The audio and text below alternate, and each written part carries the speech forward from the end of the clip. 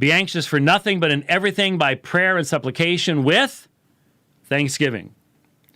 Let your requests be made known to God. So there is a very important aspect of the attitude of the heart. And I think this is what is so abhorrent to me about the word faith movement. The attitude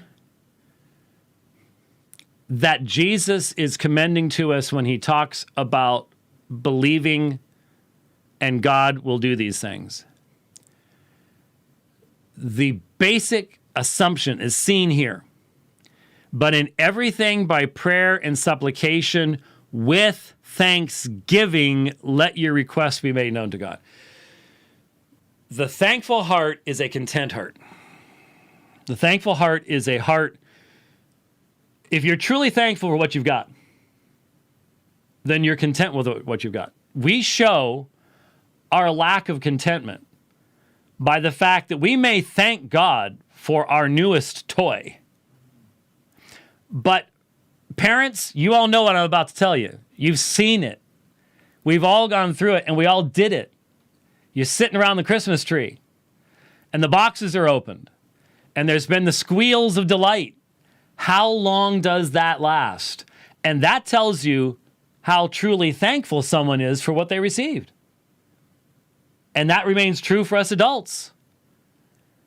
So, contentment comes with true thanksgiving. And the whole basis of the Word Faith movement is an utter rejection of contentment. So there's no thanksgiving when you're telling God you need that brand new Camaro. That's not supplication with thanksgiving. It's just the opposite of it. It's the negation of it. And so what makes, when we talk about powerful prayer,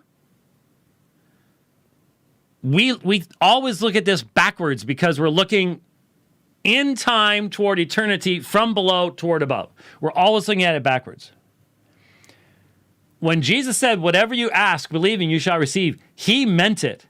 But he meant it in this context. The person who in prayer and supplication asks to God with thanksgiving is a person whose will is submitted to the will of God.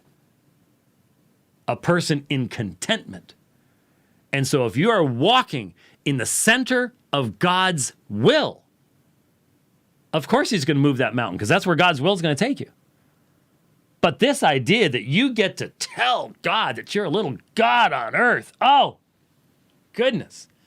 I cannot imagine the condemnation that will come upon those who have perverted the scriptures in that. I shake to think about it. I really do. I really, really do.